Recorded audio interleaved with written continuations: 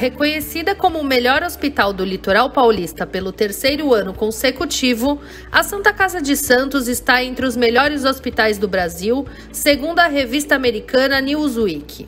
A Santa Casa de Santos é o hospital mais bem equipado e moderno da região e conta com todos os recursos necessários para oferecer o melhor tratamento, com ampla retaguarda de UTIs especializadas e a mais avançada tecnologia cirúrgica, além de completa assistência diagnóstica e multiprofissional. Nova Santa Casa, a melhor e mais moderna. Começa agora Jornal em Foque. Apoio Santa Casa de Santos, cada dia mais completa.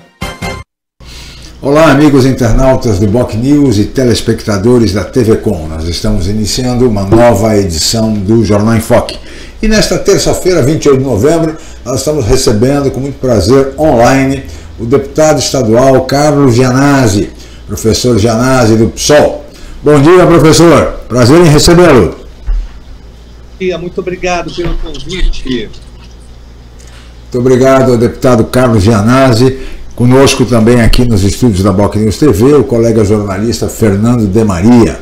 Fernando, obrigado pela presença. Bom dia, Chico. Bom dia também ao deputado. E a você, internauta, que nos acompanha pelas redes sociais, pode mandar suas perguntas pelo nosso Facebook, facebook.com/jornalbocnews, nosso canal no YouTube, youtube.com/bocnewstv.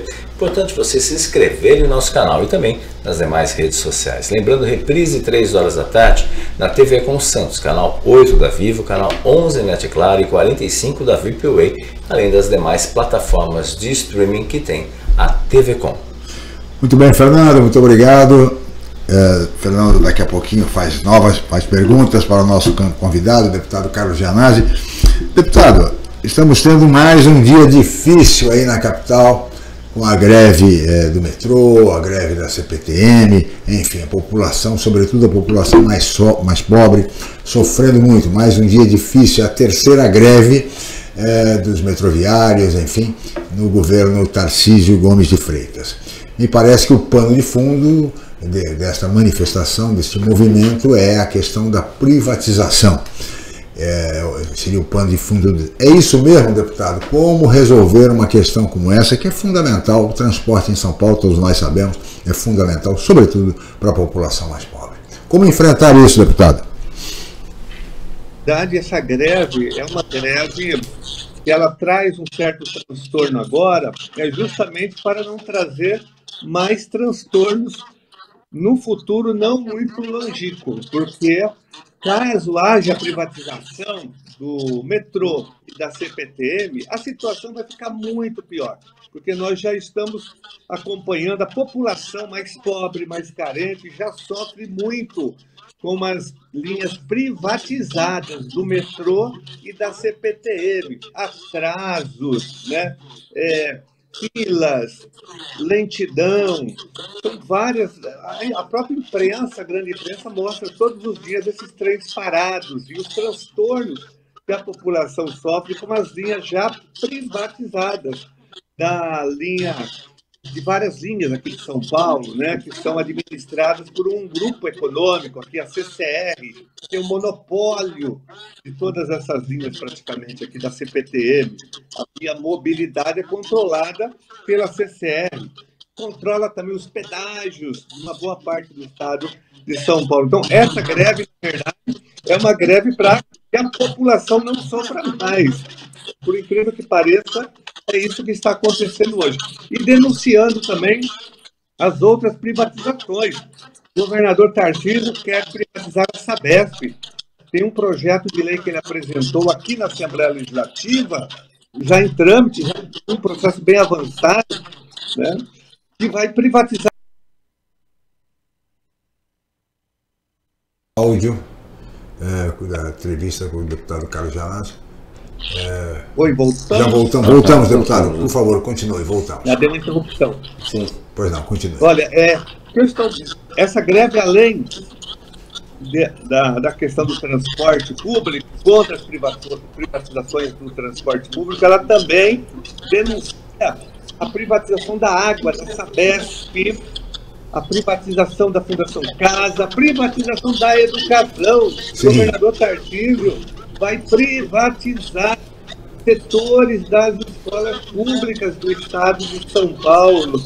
É uma onda privatista jamais vista no estado de São Paulo. Nem os tucanos que inauguraram aqui a privataria tucana conseguiram fazer isso, né?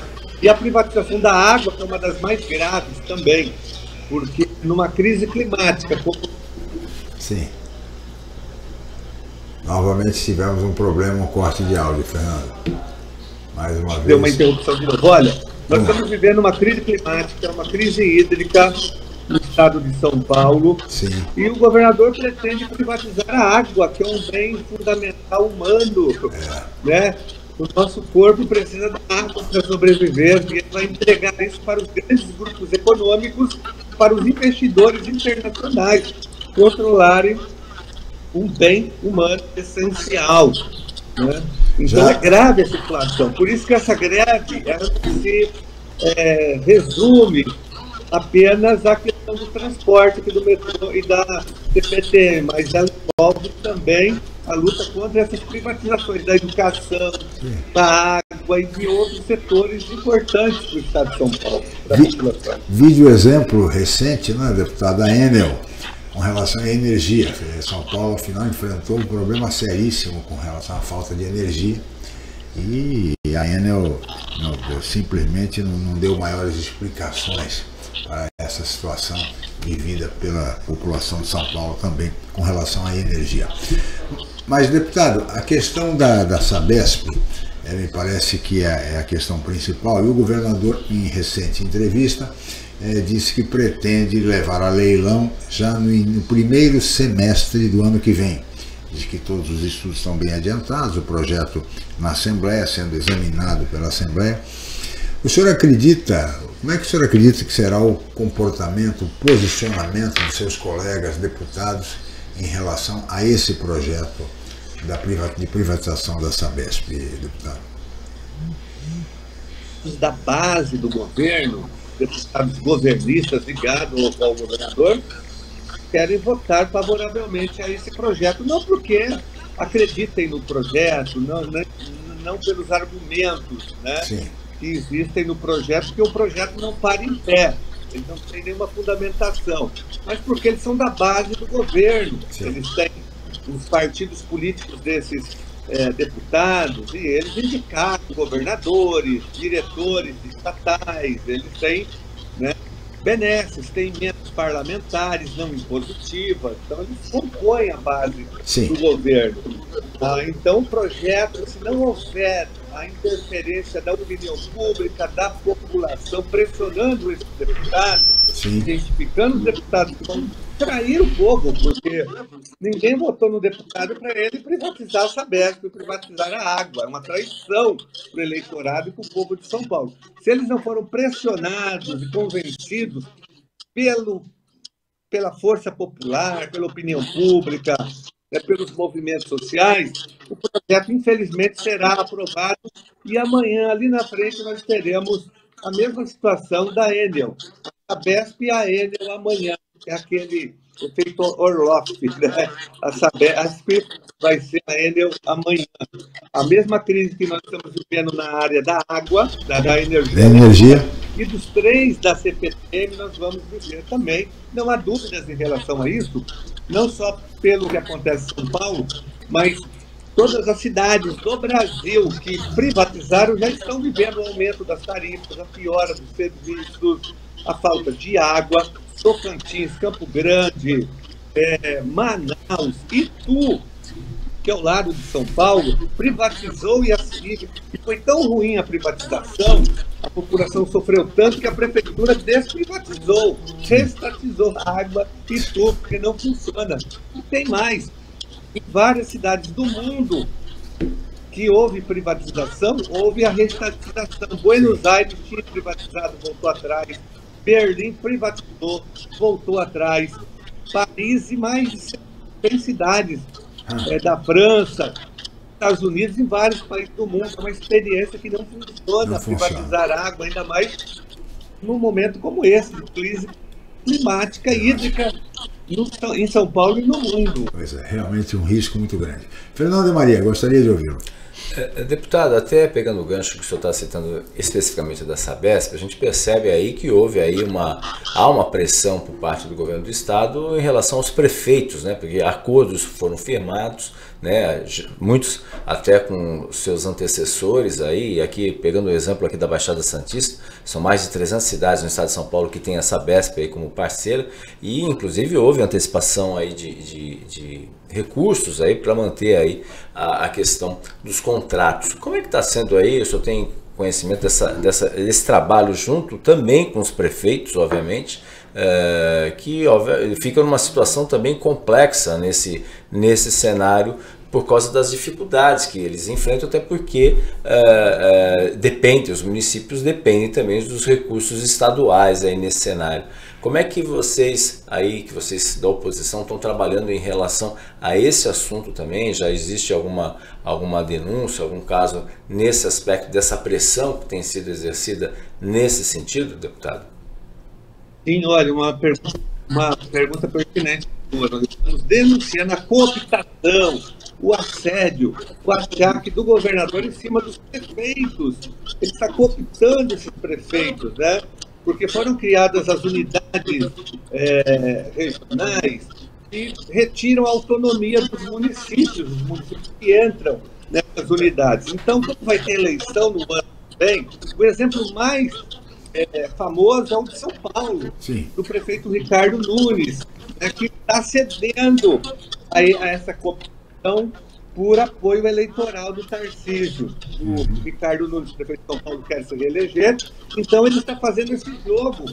Ele entrega a capital, né, os 12 milhões de habitantes, para que São Paulo é contra as privatizações, né? Mas mesmo assim o Ricardo Nunes traz o povo da sua cidade para se reeleger. O Tarcísio, ele entra na unidade nacional e deixa São Paulo sem autonomia nenhuma. Ele vende São Paulo para a privatização, por apoio político do Tarcísio. E é assim em vários municípios. É isso que vem acontecendo, uma cooptação. O governador tem a máquina na mão, tem recursos. Então ele faz um trabalho de cooptação em cima dos prefeitos. Isso é grave, nós já denunciamos aqui. Estamos denunciando exaustivamente essa. Sim. Deputado, voltamos agora. Deputado, o senhor falou na base do governo, que é uma base sólida, né? Como você sabe, é o rolo compressor na Assembleia, mas há sinais de que a base bolsonarista da Assembleia Legislativa estaria insatisfeita com o governador Tarcísio e ameaça romper, enfim, a questão da privatização poderia até, de repente, ser afetada por esse grupo que se auto-intitula bolsonarista na Assembleia Legislativa. Digo isso porque nesse grupo consta, é integrado por 2 deputados aqui da nossa região, aqui da Baixada Santista, o deputado Matheus Coimbra, o tenente Coimbra, do PL, né, e também o deputado Paulo Mansur, que é também aqui da região.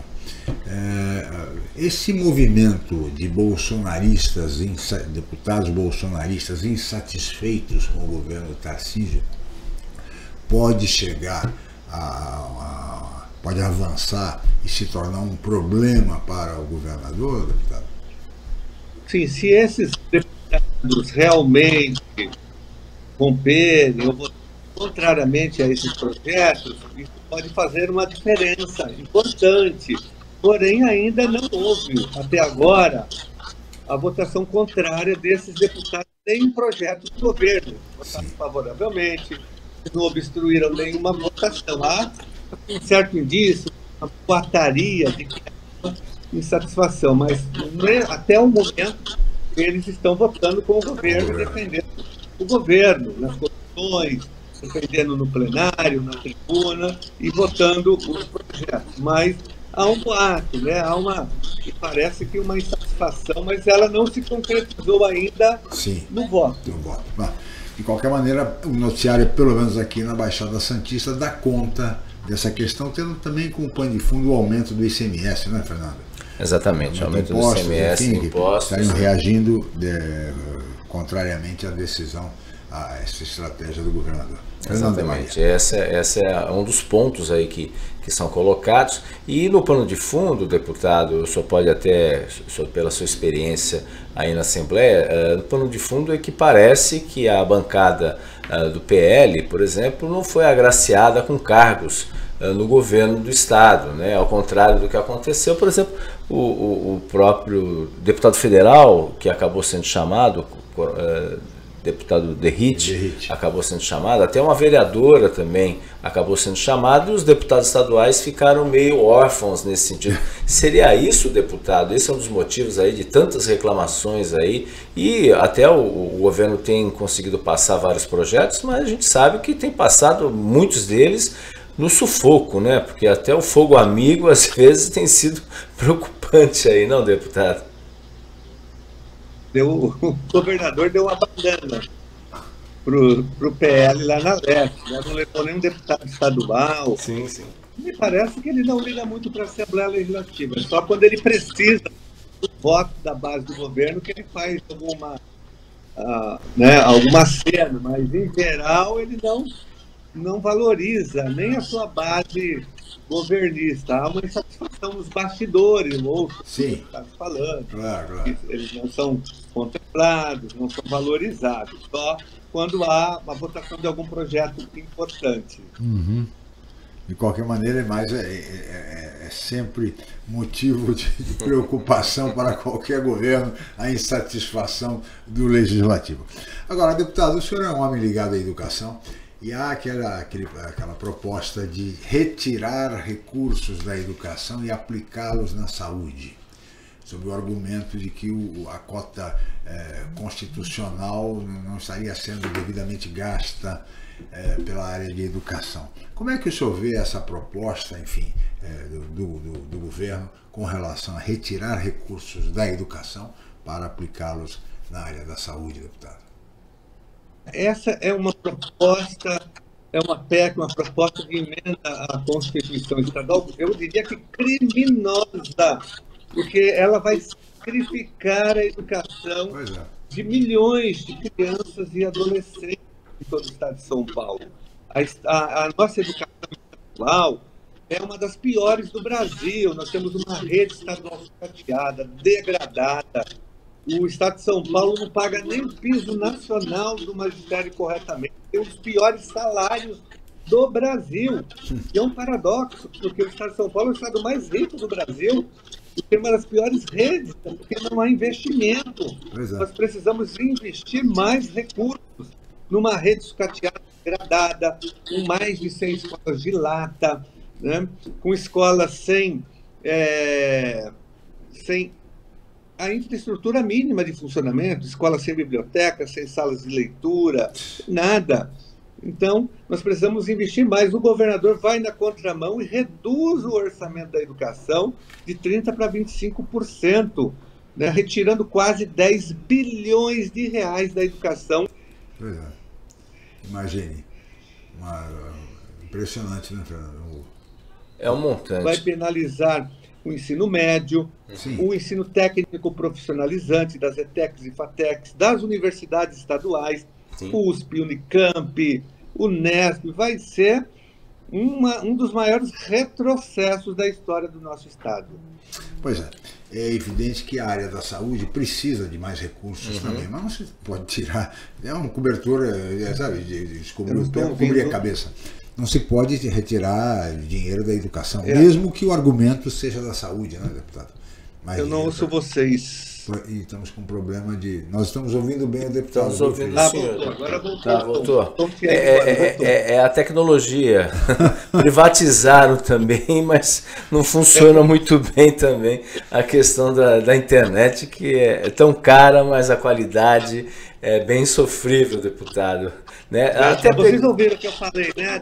Claro, ouvimos muito bem. Que é uma medida criminosa essa de tirar dinheiro da educação, que foi o que o senhor disse, embora a justificativa de investimento, esse dinheiro para a área da saúde, que também precisa de mais investimentos, sem dúvida nenhuma, mas não se pode tirar da educação, né, Fernando? Essa é a proposta, até para entender também. O governo do Estado, quando foi feita a Constituição Estadual, determinou aí o valor a ser repassado de 25% conforme a Constituição, mas no Estado de São Paulo é de 30%, e o governador quer reduzir esses 5 pontos percentuais para chegar nos 25% e, em tese, esse valor seria aplicado na área da saúde, que, é claro, tem o seu papel, é fundamental nesse aspecto, mas que nem o deputado falou, a gente tem que lembrar que as escolas estaduais, é fácil ver, né, comparar, né, qual pai gostaria de, na hora de optar, ele vai buscar colocar seu filho na escola municipal, com todas as dificuldades. Geralmente as escolas municipais espalhadas pelo estado de São Paulo são muito melhores que as escolas estaduais. É claro, tem municípios que não têm uma estrutura suficiente. E é claro, o gargalo acontece no ensino médio, justamente no ensino médio que tem essa dificuldade. Já foram tantos planos, tantas promessas, né, nesse sentido, até nesse aspecto, deputado, o senhor com a sua experiência aí como deputado aí, ficou muito tempo à frente dos governos tucanos, né? E agora, obviamente, uma mudança radical nesse sentido, apesar de dizerem que tem muitos tucanos ainda no governo do Estado, ainda os tucanos ainda mandam lá, tem muita coisa nesse aspecto. O que mudou na prática, pela sua experiência, especialmente na área da educação, vamos completar quase um ano do governo Tarcísio, podemos dizer aí, estamos chegando já a dezembro, são 11 meses praticamente, e em relação ao que era, por exemplo, nos governos anteriores, o governo Dória, por exemplo, o governo próprio Rodrigo Garcia, entre outros, obviamente, o Alckmin e outros governos aí também, que passaram aí, especialmente na área da educação. Olha, o que mudou foi que piorou, né, em todos os níveis. Por exemplo, a falta de investimento, essa proposta criminosa de uma PEC que vai reduzir o orçamento da educação. Nem o PSDB, que sempre pretendeu fazer isso, conseguiu reduzir, mexer na Constituição Estadual, que foi uma conquista do povo do Estado de São Paulo, em 1989, quando foi aprovada essa Constituição, né? Foi uma conquista, foi um avanço, porque a Constituição Federal diz que os governos estaduais e municipais devem investir no mínimo 25%, mas pode investir mais, no mínimo, menos que isso não pode. Né?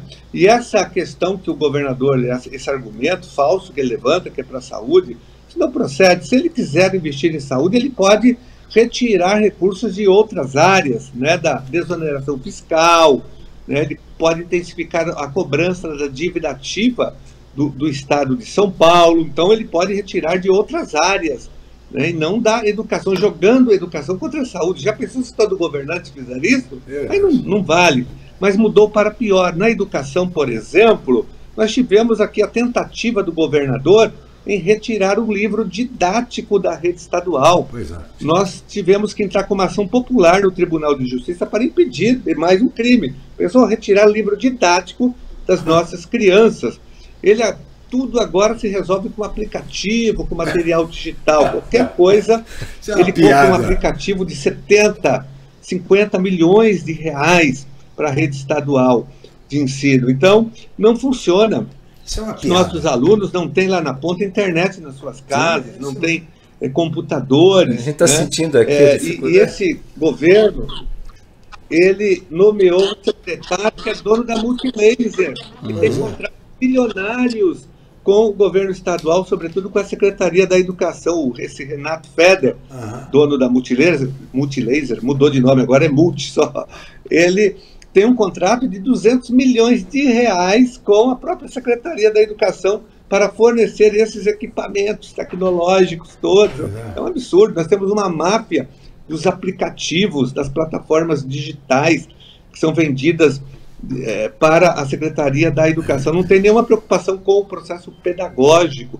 Nós vamos ter agora, no final do ano, uma demissão em massa de professores da rede estadual. Os professores contratados pela Lei 1093, os famosos professores conhecidos como categoria O, professor categoria O, ele vai demitir milhares de professores, causando um impacto no processo pedagógico das escolas jamais visto na história do magistério e da Educação do Estado de São Paulo. São vários ataques, então piorou.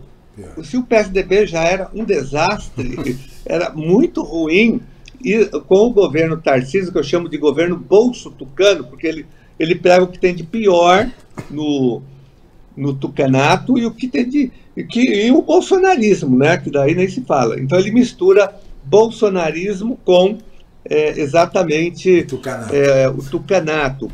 E por falar nisso, ele também agora reduziu a carga horária das disciplinas de filosofia, sociologia, artes, história no ensino médio e no ensino fundamental. Olha só o absurdo que é esse governo. Muito bem, deputado, vou pedir a sua licença. Nós vamos fazer um rápido intervalo, mas voltaremos em seguida com o Jornal em Foque.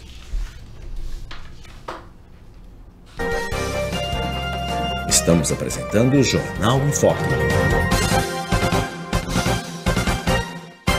Reconhecida como o melhor hospital do litoral paulista pelo terceiro ano consecutivo, a Santa Casa de Santos está entre os melhores hospitais do Brasil, segundo a revista americana Newsweek. A Santa Casa de Santos é o hospital mais bem equipado e moderno da região e conta com todos os recursos necessários para oferecer o melhor tratamento, com ampla retaguarda de UTIs especializadas e a mais avançada tecnologia cirúrgica, além de completa assistência diagnóstica e multiprofissional. Nova Santa Casa, a melhor e mais moderna.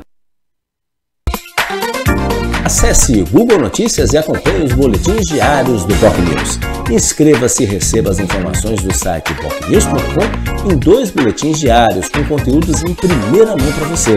BocNews, informação com credibilidade em todas as plataformas. Mesmo com toda a história construída no centro de Santos, a mudança se faz necessária. Novos momentos, salas de reuniões, estacionamento e uma sala de cirurgia exclusiva e moderna, mas sem perder a qualidade tanto nos procedimentos quanto no atendimento. Assim, a clínica do Dr. Calil Kirsten está de Casa Nova, no número 228, conjunto 13 da Avenida Ana Costa. Clínica Dr. Calil Kirsten, em novo endereço, mais moderno, com total acessibilidade, mas com a mesma qualidade de atendimento.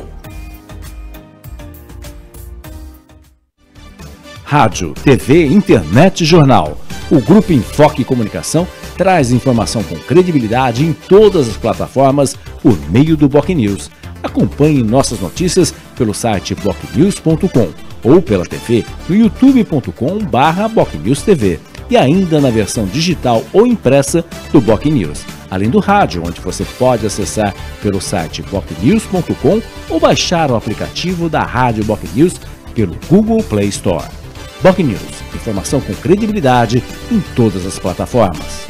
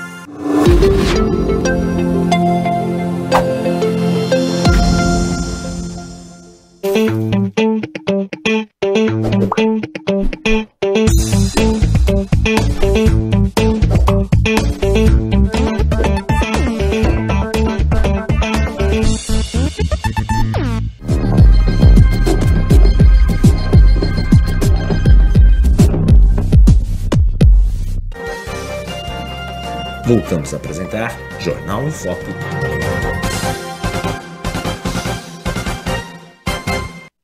Muito bem, estamos de volta com o Jornal em Foque desta terça-feira, 28 de novembro, e hoje recebendo com muito prazer online o deputado estadual Carlos Gianazzi, professor Gianazzi do PSOL. E eu queria agora, nesta segunda parte do programa, chamar o Fernando de Maria, que tem mais perguntas para o deputado. Fernando, por favor. Agradecer aqui o Paulo Eduardo Costa, mandando um abraço aí para o deputado, ele é presidente do Instituto Histórico e Geográfico de São Vicente, e o Henrique Cel também, colocando a luta da população PCD, né, pessoas com deficiência, e agradecer aí o trabalho do deputado. Aliás, sobre esse tema, deputado, ainda continuam as dificuldades das pessoas com deficiência para poder renovar assim, os critérios, para poder obter aí os laudos, que sempre são complexos nesse aspecto, né? Durante já o governo Dória houve aquela mudança e parece que não mudou muita coisa, ainda tem essas dificuldades. Como é que está essa situação nesse sentido, deputado? E voltando também, pegando o gancho do que o senhor comentou no bloco anterior, gostaria que o senhor também, nas suas redes sociais, obviamente junto com outros deputados também, a respeito das críticas feitas pelo secretário de Justiça, Fábio Prieto, a respeito das aulas de filosofia, sociologia, e vocês também estão aí interpelando aí também o secretário sobre esse assunto para explicar melhor o que efetivamente aconteceu para os nossos internautas e telespectadores, deputado. Olha, até agora essa questão dos laudos para a isenção do IPVA para os PCDs, até agora essa questão não foi resolvida, né? Começou lá atrás, no governo Dória, quando ele acabou com a isenção, é um absurdo o que ele fez, mas até agora essa questão não foi resolvida. Há uma dificuldade muito grande para a realização desses laudos. A gente tem denunciado, cobrado o governo o tempo todo, mas a situação continua grave ainda. O governo não tem investido nessa área dos PCDs. Tanto é que logo que ele assumiu, ele estava assumindo no finalzinho do ano passado, ele anunciou a extinção da Secretaria da Pessoa com Deficiência. Né? Se não houvesse uma grande manifestação dos PCDs, da nossa também na Assembleia Legislativa e da opinião pública, essa secretaria teria sido extinta. E ele também vetou, já agora como governador, alguns projetos ligados à área dos PCDs. Então, não melhoramos em nada ainda essa situação. Nós continuamos cobrando o governo investimento, né, nos direitos e na dignidade dos PCDs no estado de São Paulo. Em relação ao secretário de Justiça e Cidadania, ele deu uma declaração extremamente repugnante, grotesca, né, que não combina com o secretário de Estado. Inclusive, nós estamos exigindo que ele seja exonerado. Ele atacou todo o magistério estadual, e não só estadual, mas todos os professores do Brasil, desqualificou os professores de outras disciplinas, sobretudo de filosofia e sociologia, reduzindo uma visão míope, uma visão reducionista, que reduz a educação apenas a português e matemática, dizendo isso, que tem que aprender português e matemática. Agora, ele é juiz de direito, foi juiz de direito, né? Ele teve, sim, filosofia do direito. Então, quer dizer, ele pode ter acesso à filosofia, à sociologia, mas os alunos não. Os alunos devem se contentar apenas com português e matemática, para serem formados para mão de obra precarizada. É isso que ele está dizendo, para pedalar, entregar pizza, né, ou ficar no telemarketing. É isso que ele quer para os nossos alunos.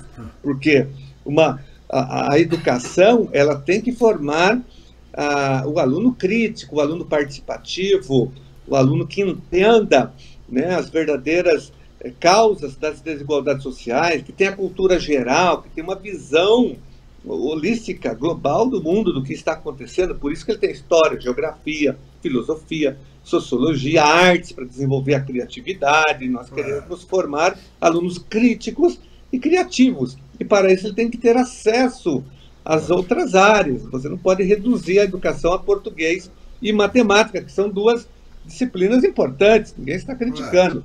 Agora, o que ele disse foi muito grave, dizendo que são aulas vagabundas, atacando o sindicato. Primeiro que não é o sindicato que faz a grade curricular, não é o sindicato que dá aula, né? Então, isso mostra o desconhecimento dele. A filosofia e a sociologia são duas disciplinas obrigatórias pela LDB, pela Lei de Diretrizes e Bases da Educação Nacional, lei federal, está no currículo escolar nacional, elas compõem o ensino médio no Brasil.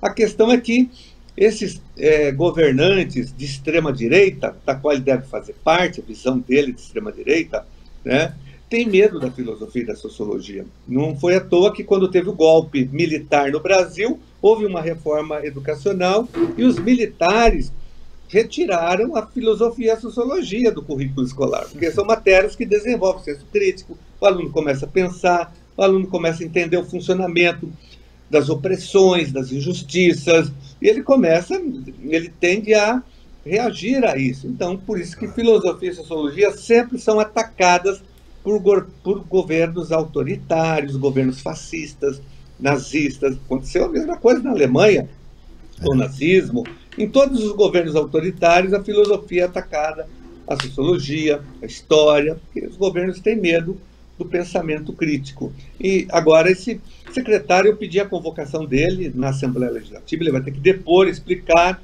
esse ataque. Ele foi vaiado, ele disse isso no encontro com a juventude, num fórum lá em Olímpia, né, na cidade do interior, se eu não me engano. Ele foi vaiado, nem os alunos acreditaram na fala dele. Ele foi rechaçado pelos alunos, pela juventude que estava lá presente. Secretário de Justiça e Cidadania do Estado de São Paulo, desembargador Fábio Prieto. Que é santista. Que é santista, aliás, nascido em Santos. Deputado, eu queria falar um pouquinho agora sobre política e particularmente sobre as eleições e as chances do PSOL. O PSOL, por meio do deputado Guilherme Boulos, vem liderando pelas pesquisas a corrida sucessória em São Paulo, na capital, e há uma boa possibilidade do seu partido, o PSOL, chegar ao governo paulistano. Hoje, como é que o senhor avalia o cenário eleitoral, porque o prefeito Ricardo Nunes também é candidato à reeleição, está se articulando com as forças de centro-direita, e também a candidatura já colocada da deputada Tabata Amaral, do PSB, né? Como é que o senhor vê esse cenário, deputado? Quais são, na sua avaliação, as chances reais do PSOL chegar ao executivo paulistano? Olha, em todas as pesquisas, o Guilherme Boulos está na frente, em todas, sem exceção. Ele representa a candidatura favorita hoje para a Prefeitura de São Paulo. E todas as outras candidaturas se movimentam para tentar derrotá-lo, né? Como derrotar o Boulos? Essa é a pauta hoje eleitoral, né? O Boulos, tudo indica que ele será eleito. Como vamos derrotar o Boulos? Ricardo Nunes fica pensando como derrotar o Boulos.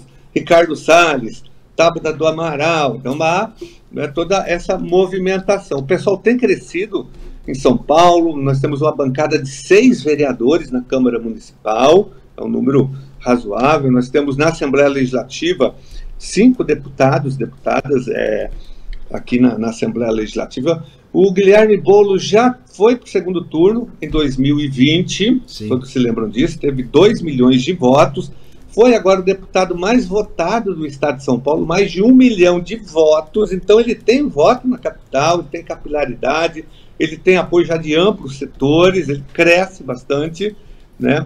Na eleição de 2020, me lembro que ele só tinha 17 segundos para fazer a propaganda, aquela oficial, 17 segundos, que não é nada. Sim. E ele foi para o segundo turno. Agora tem uma composição maior de partidos, uma aliança, né?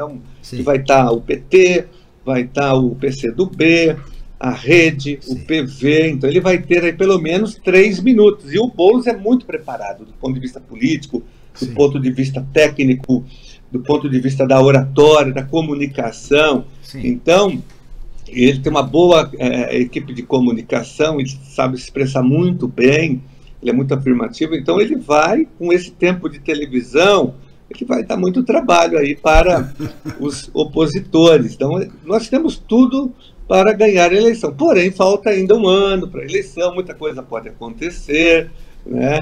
Então nós temos que estar atentos, e estamos atentos, porque haverá uma ofensiva das outras candidaturas. O prefeito de São Paulo é um prefeito inexpressivo, ninguém conhece, não tem carisma, né, não tem história, não tem nada. Mal era um vereador de 5ª categoria, né? Agora ele tem a máquina na mão, tem dinheiro, né, vai usar todo esse potencial, vai ter apoio talvez do Tarcísio, enfim, ele vai usar, né, toda essa estrutura para tentar se reeleger. Bem, o Ricardo Salles, que parece que vai ser candidato, ou pretende ser, mas acho que não tem chance, porque São Paulo não elege a extrema-direita. Aqui o Bolsonaro perdeu a eleição na capital, agora o Tarcísio perdeu a eleição na capital, então São Paulo não tem vocação para a extrema-direita, né? Então ele tem poucas chances. Mas o Boulos continua sendo favorito e a gente vai trabalhar muito para que ele seja o próximo prefeito de São Paulo e possa colocar o pobre, né, as áreas sociais no orçamento da cidade, porque tem um orçamento de mais de 100 bilhões de reais, nós temos nos cofres municipais quase 35 bilhões de reais, ou mais do que isso, e a cidade está abandonada, né? Aumentou o número de pessoas morando nas ruas, falta investimento nas áreas sociais, não tem zeladoria, a gente viu agora com as chuvas o que aconteceu, né? Não tem manutenção, conservação de árvores. Para uma pessoa fazer uma poda de uma árvore aqui demora séculos, ela não é atendida pela prefeitura, porque não tem zeladoria na cidade de São Paulo, não tem investimento, o dinheiro está guardado, parece que a prefeitura virou um banco, ela guarda o dinheiro lá para investimento, mas não chega na população. Está guardando para esse ano, para esses meses que antecedem a eleição. Só pode ser isso. Agora, deputado, duas coisas. Primeiro, não é prudente desconsiderar a força de um governo, seja ele qual for, até por conta da máquina, né? E de recursos, né, que acabam sendo utilizados na véspera de eleição. E outro aspecto é a candidatura a Tabata Amaral, também uma candidatura de esquerda, de centro-esquerda. Em que medida essa candidatura pode tirar votos, complicar, atrapalhar a candidatura Boulos? A Tabata do Amaral não tira voto do Boulos, né? O público dela é outro. Ela tem uma característica mais, na verdade, nem de esquerda, mais liberal, né? Embora esteja num partido, PSB, que é um partido, eu diria que de centro, não chega a ser, embora tenha lá socialismo, mas não é um partido socialista, a gente sabe disso. Então ela não é uma pessoa, ela é uma liberal, teve uma formação, né, através de uma lógica mais liberal, enfim, ela não é uma pessoa de esquerda, eu acho que nem de centro, não considero ela nem de centro-esquerda, então ela não entra, não tem capilaridade na cidade de São Paulo. Respeito a trajetória dela, pessoal, mas politicamente nós temos críticas a ela em relação, por exemplo, ela votou a favor da reforma da Previdência, quando ela foi aprovada, né, que prejudicou as professoras, dificultou a aposentadoria, né, elevou o tempo de contribuição e a idade das professoras, que ela disse que defende. As professoras não perdoam até hoje, as professoras ficaram totalmente decepcionadas com ela. Então ela tem uma visão mais liberal. Não tenho nada contra ela, pessoalmente falando, mas eu acho que ela não é uma ameaça, ela não tira votos do Boulos. Ela não tem capilaridade, né? Não tem movimento em São Paulo, vai ser muito difícil. Tá certo. Mas no eventual segundo turno ela vai ter um peso importante, não, deputados? Caso, obviamente, tenha um segundo turno, porque é sempre um ponto de interrogação. A eleição em São Paulo é sempre um ponto de interrogação, tudo pode acontecer diante de tantas reviravoltas que já tivemos. Também é uma oponente que não pode ser desprezada futuramente. E até pegando esse gancho também, deputado, é claro, o PT, pelo presidente Lula, o PT não vai lançar candidato, mas a gente sabe que dentro do partido já tivemos outros momentos também que o próprio partido acabou, obviamente, dando trabalho nesse aspecto. Está tudo apaziguado nesse sentido, o PT não vai lançar candidato mesmo, o senhor que está aí, obviamente, acompanhando os bastidores nesse aspecto, e o nome de Marta Suplicy, que já foi até divulgado na imprensa, aí, que como, quem sabe, hoje ela está sem partido, como um nome aí para vice do Boulos. Isso procede, deputado? Ou como é que estão as negociações nesse sentido?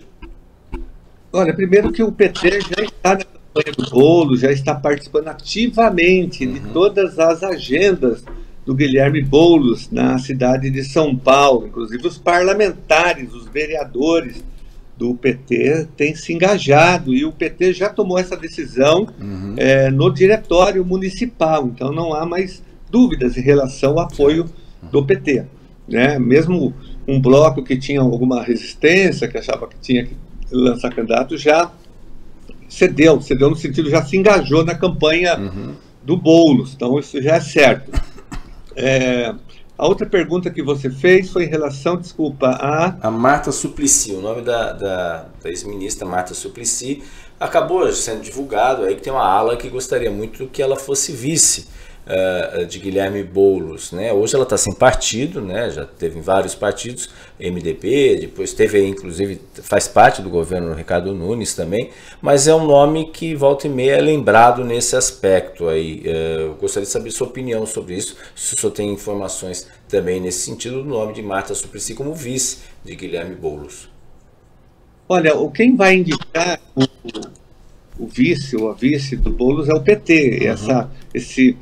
Esse espaço é do PT, já está acordado, né? E parece que o PT vai, isso no ano que vem, que o PT vai indicar. Então, uma sondagem de várias pessoas, da Ana Estela, que é a esposa do Haddad, já foi ventilado o nome do Suplicy, que eu acho um nome muito interessante, eu não sou do PT, não posso opinar, mas eu acho um nome interessante, porque o Suplicy tem votos, foi o deputado estadual mais votado do estado de São Paulo. Ele foi o primeiro, eu fui o segundo. Sim. Eu estou atrás dele, no estado de São Paulo. Enfim, ele tem carisma, ele ajudaria a chapa. Mas quem vai decidir é o PT. E agora está se ventilando o nome da ex-prefeita Marta Suplicy, ex-ministra, ex-senadora, que saiu do PT, né, está sem partido, como você disse, mas ela é secretária hoje de Relações Internacionais do Ricardo Nunes. Ela está na gestão Ricardo Nunes, mas tem aí um setor do PT que defende de fato a candidatura dela, que ela venha, mas ela teria que se filiar novamente ao PT, voltando ao PT para ser candidata, porque esse setor acha que ela tem votos ainda tem a lembrança da gestão que ela fez, né? Ela criou os céus, criou os corredores de ônibus, ela fez de fato uma boa gestão. Eu era vereador, tive críticas em relação à gestão dela mesmo, eu era do PT e era crítico na área da educação, na área da redução do orçamento da educação, mas nas outras áreas não. Nas outras áreas eu aprovei todos os projetos, votei favoravelmente, né? Sobretudo nessa questão do transporte público. Em outras áreas sociais nós avançamos na gestão dela. Então ela tem voto realmente em setores da periferia. Por isso que esse setor do PT defende o nome dela, mas não há nada de concreto, porque ela teria que sair da gestão do Ricardo Nunes, teria que se filiar novamente ao PT, não sei se ela tem essa disposição, né, se isso vai se consolidar, mas é uma proposta aí que está sendo debatida. Uma operação um tanto quanto complexa. Deputado, eu vou pedir a sua licença mais uma vez, nós vamos para mais um rápido intervalo e voltaremos em seguida com o Jornal em Foque para o último bloco do programa. Voltamos já. Estamos apresentando o Jornal em Foque.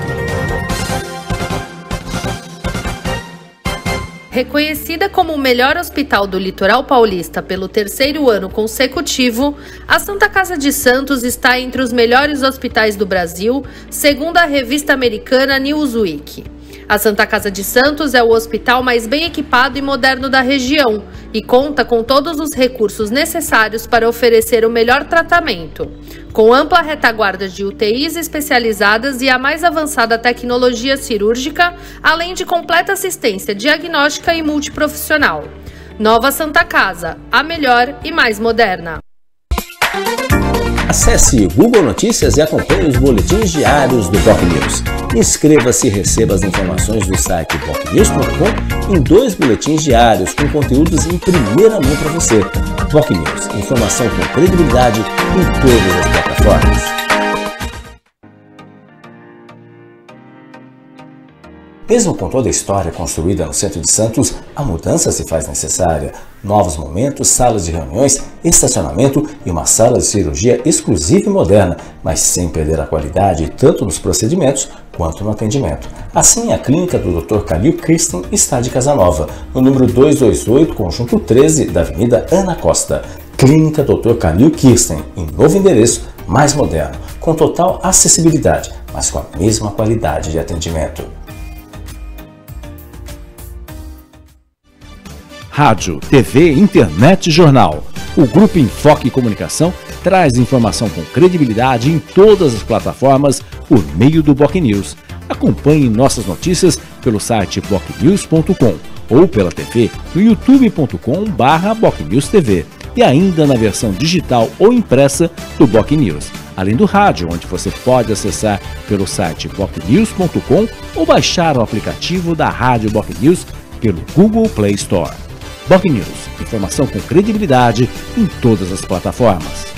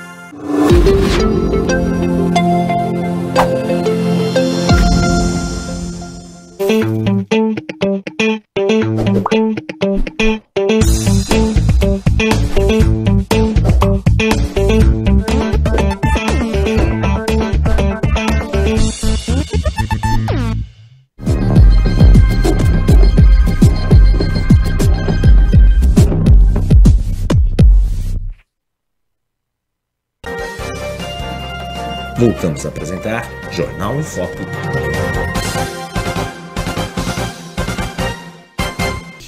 Muito bem, de volta com o Jornal em Foco, agora para o último bloco do programa desta terça-feira, 28 de novembro, e hoje recebendo com muito prazer online o deputado estadual Carlos Gianazzi, professor Gianazzi do PSOL.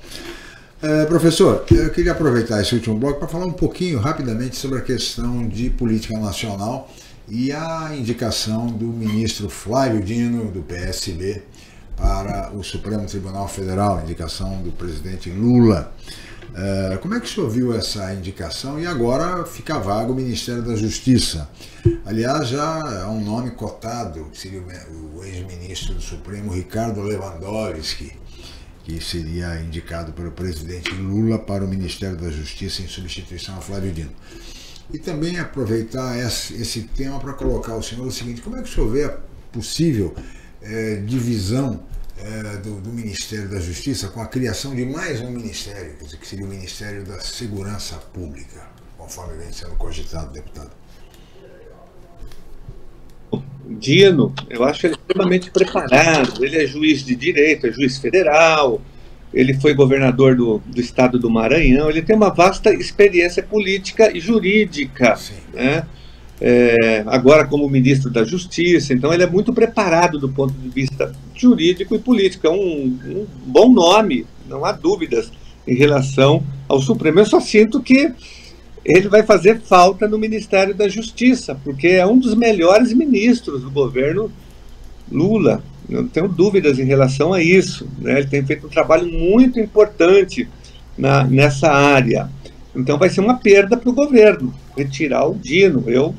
Eu defendo que o governo, eu defendia que o governo tivesse ele, mas eu tenho ainda que indicar uma mulher, né? Eu acho que tem poucas mulheres no Supremo, e uma mulher negra seria interessante. Nós temos várias mulheres negras preparadas para serem ministras do Supremo Tribunal Federal. Mas ele indicou o Dino, uma prerrogativa do presidente da República. Eu acho que ele vai ser um dos melhores ministros do Supremo Tribunal, porque ele está credenciado, preparado, ele tem trajetória para estar nesse lugar, né? Sobre a separação, a criação de mais um ministério, eu acho importante ter um ministério específico só da segurança pública, porque essa questão da segurança é uma questão que assola todo o Brasil, né? Nós temos aí o crescimento do crime organizado no Brasil, que está estendendo os seus tentáculos, inclusive dentro do Estado brasileiro. Nós temos as milícias, nós temos narcotraficantes, crime organizado já exercendo espaços dentro dos governos, elegendo prefeitos, né?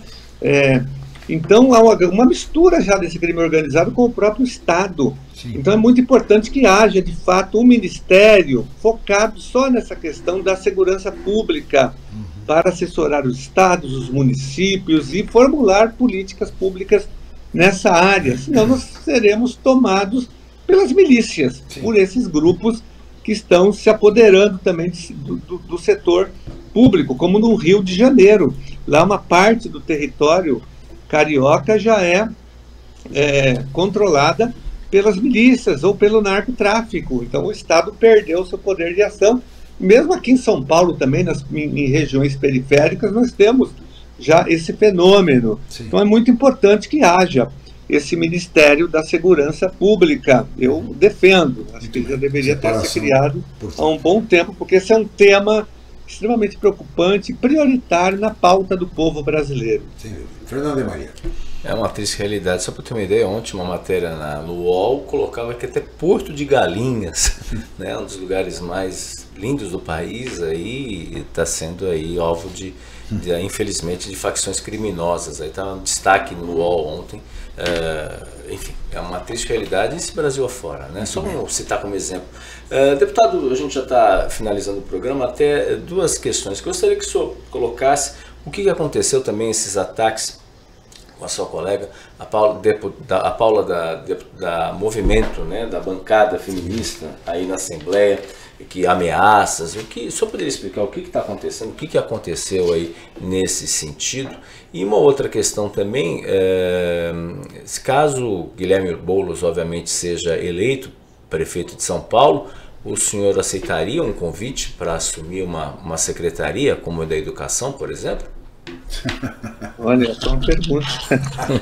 Eu faria uma reflexão, seria assim Eu sou diretor da Rede Municipal de Ensino, a minha atuação profissional sempre foi na Rede Municipal de São Paulo, na rede estadual. Eu conheço profundamente o funcionamento da rede de ensino municipal, né? Eu fui professor, diretor de escola, então eu sempre atuei nessa rede, eu conheço com profundidade, eu conheço os seus avanços, os seus recursos, as suas dificuldades, o seu potencial. Também conheço o magistério, conheço os profissionais da educação. Seria uma honra poder ajudar nesse sentido, né? Mas eu faria uma reflexão antes, teria que ver as condições para assumir, enfim, mas ficaria muito honrado com o convite. Não tenho certeza se poderia assumir, né? Dependeria de uma conversa. Sim. Desculpa, outra pergunta. Dessa bancada, parece que ameaças aconteceram com a deputada Paula da bancada feminista, seria isso? O que aconteceu do pessoal, sua colega do partido, obviamente, o que aconteceu? A gente teve algumas informações que ameaças, primeiro nas redes sociais, só para explicar para os nossos internautas que isso é muito grave, muito sério aí. Primeiro, qualquer tipo de ameaça. Segundo, com, obviamente, representantes. E alguma coisa, houve algum tipo de invasão, alguma coisa assim, lá na Assembleia mesmo? Aconteceu isso, deputado?